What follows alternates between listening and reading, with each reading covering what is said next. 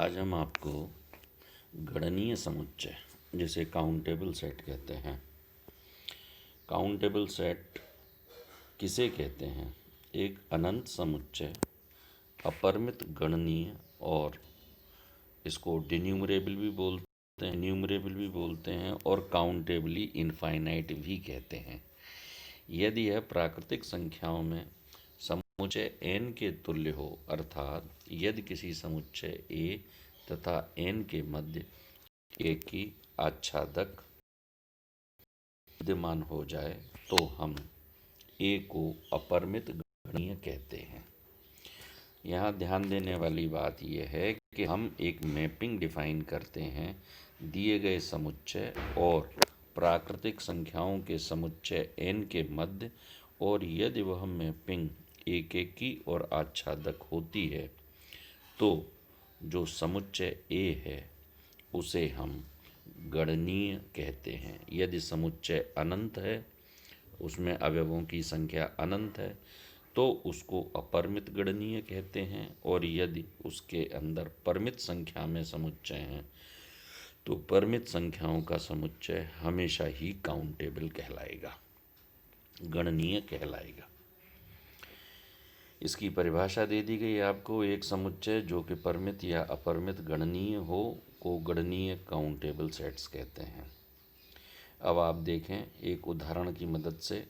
एक समुच्चय है A जिसके अवयव हैं 1/2, 2/3, 3/4, dash dash dash n/n+1।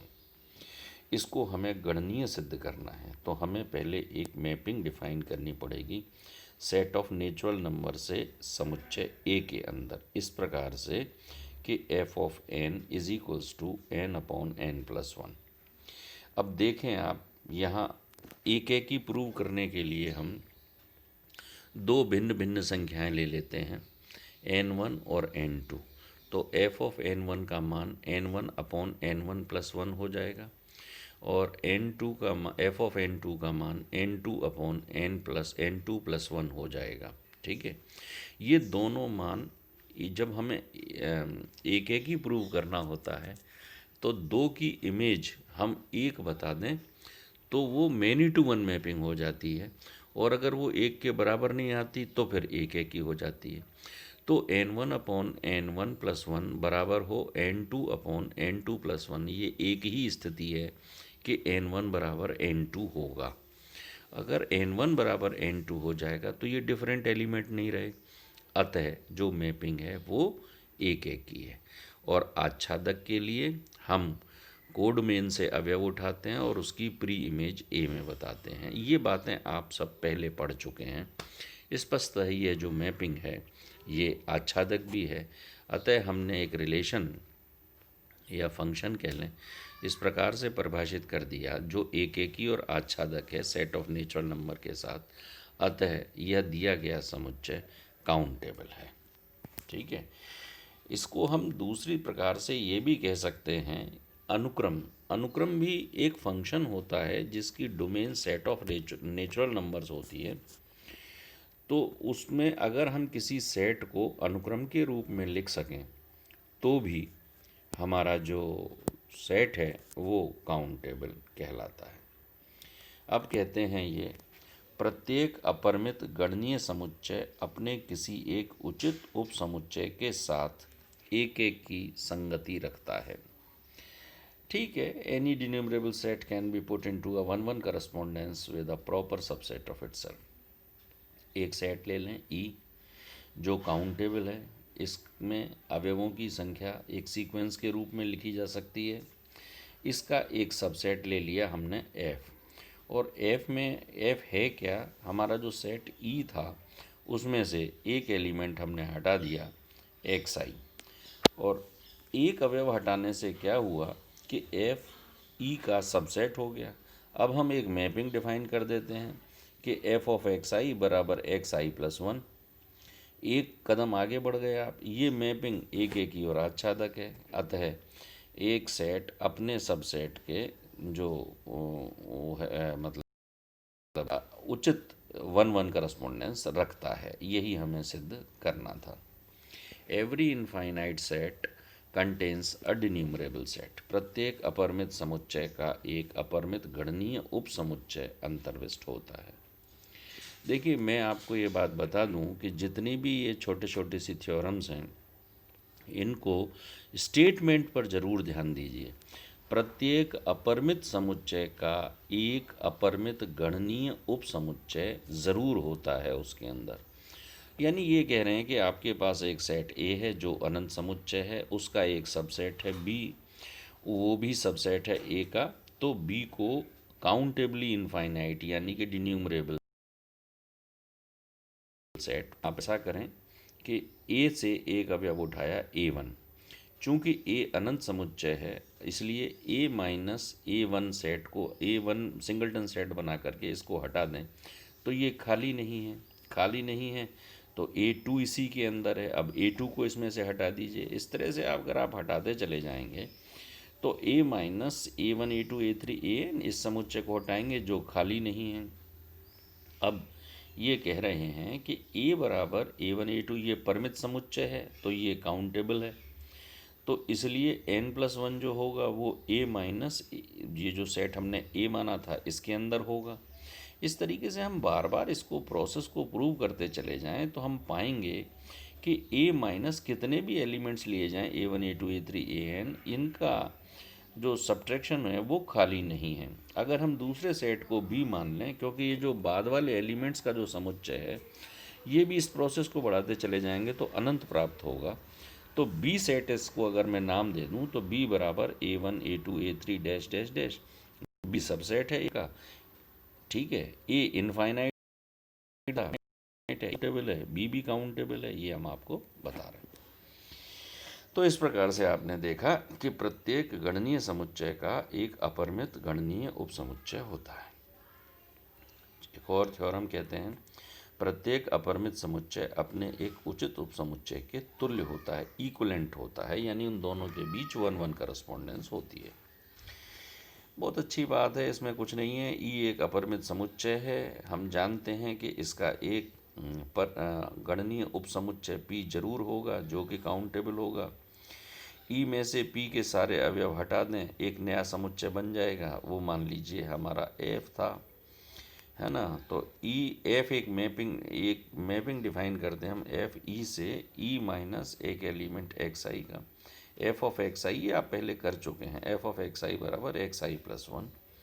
F of x बराबर एक्स फॉर एवरी एक्स पर विचार करेंगे। स्पष्ट रूप से एफ एक ही है, अतः ये दोनों सेट जो हैं वो तुल्य है। एक गणनीय समुच्चय का उपसमुच्चय गणनीय होता है। A subset of a countable set is countable. ठीक है, एक ई गणनीय समुच्चय है, एफ उसका सबसेट है। एफ अगर परिमित है तो ऑटोमेटिक ये गणनीय हो ही गया। ठीक है, यदि एफ अपरिमित है तो ई अपरिमित गणनीय समुच्चय है। इसी ई के अवयवों को एक सीक्वेंस के रूप में लिखा जा सकता है।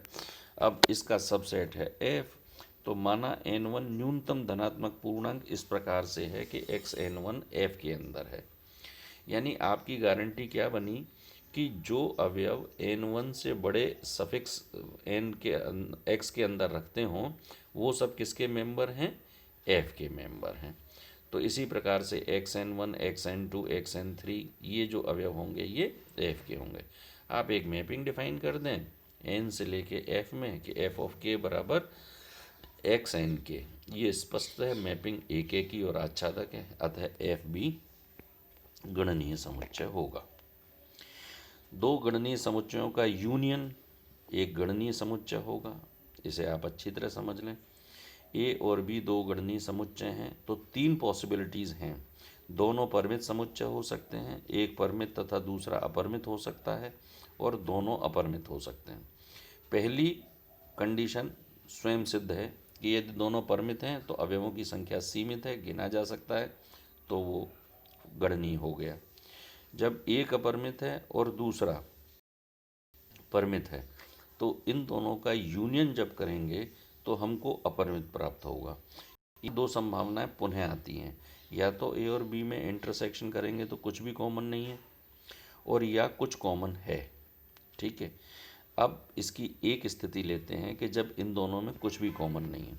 चूंकि ए और बी गणनीय है इसलिए सीक्वेंस के रूप में लिखा जा सकता है, इसलिए ए यूनियन बी भी एक सीक्वेंस के रूप में डिफाइन कर लेते हैं। नई मैपिंग बता देते हैं भाई, एन का मान अगर पी तक है तो वो ए एन आएगा उसका मान, एन से पी से अधिक आता है एन का मान तो बी एन माइनस पी आता है। इस प्रकार से ए यूनियन बी जो सेट था A one A two A P तक, B one B two B N तक, ये एक सीक्वेंस के रूप में लिख दिया, अतः यह गणनीय है। यदि ए इंटरसेक्शन बी खाली नहीं है तो कुछ अवयव कॉमन होंगे। मान लिए वो सेट सी है जिसमें ए इंटरसेक्शन बी यानी कॉमन एलिमेंट्स इसके अंदर रखे हुए हैं। बी स्टार हमने बी माइनस सी रखा तो जो अपरिमित गणनीय होगा निश्चित रूप से, क्योंकि ए से संयुक्त है, अतः स्थिति ए के अनुसार ए यूनियन बी स्टार गणनीय है। तो आपने देखा कि दोनों ही स्थितियों में ये बात सत्य सिद्ध हो रही है।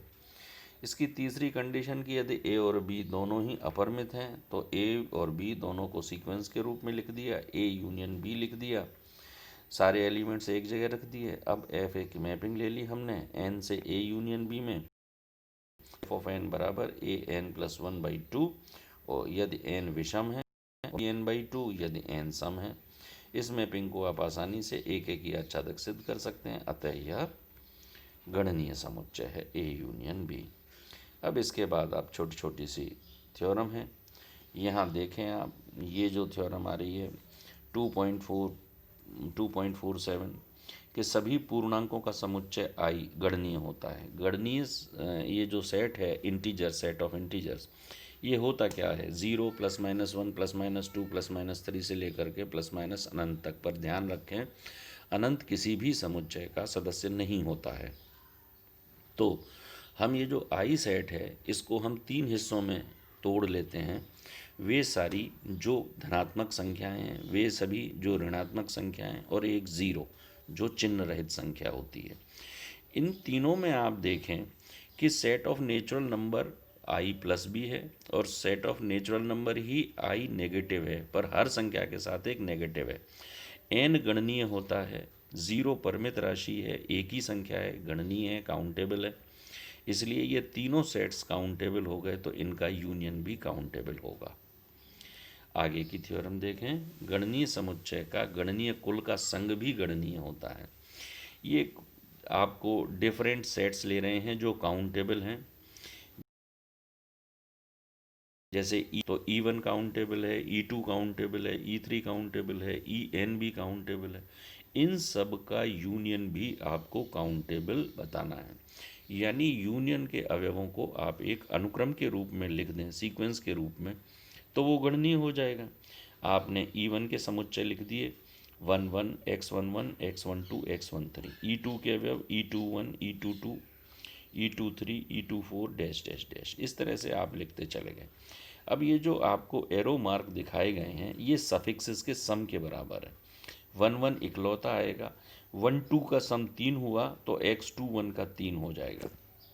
इस प्रकार से हमने एक चार्ट बना दिया और हमने इन सारे अवयवों को एक AIs के रूप में इस प्रकार से लिख दिया कि x11 अकेला हो गया, x21 x12, उसके आगे जिनका सम 4 आएगा सफिक्स का 3 हो जाएंगे, सम 5 आएगा वो संख्याएं 4 हो जाएंगी, इस तरह से ये बढ़ती चली जाएंगी। इसमें हम बहुत आसानी से देख सकते हैं कि हम x P Q P plus Q minus one पंक्ति का क्यू अवयव है, तो यूनियन EN के अवयवों को एक अनुक्रम के रूप में लिख देते हैं और एक मैपिंग डिफाइन कर देते हैं कि यूनियन EN से नेचुरल नंबर के अंदर, और ये मैपिंग इस प्रकार से है।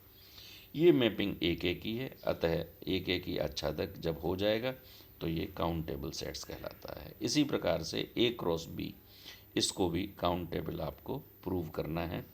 ये काम आप स्वयं करेंगे इसे देख करके कि ये एक गणनीय समुच्चय है A क्रॉस B।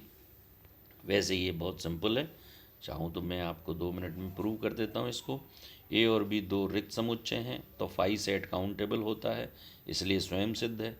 माना कि A और B अरिक्त समुच्चय हैं, इसलिए इनका जो क्रॉस मल्टीप्लिकेशन होगा वो क्या होगा, A सेट के अंदर अवयव AI प्रकार के हैं, B सेट के अंदर BJ प्रकार के हैं, तो A क्रॉस B के अवयव ऑर्डर्ड पेयर मिलते चले जाएंगे आपको F ऑफ AI BI, मतलब अवयव जो मिलेंगे वो ऑर्डर्ड पेयर मिलेंगे, युग्म रूप में मिलेंगे।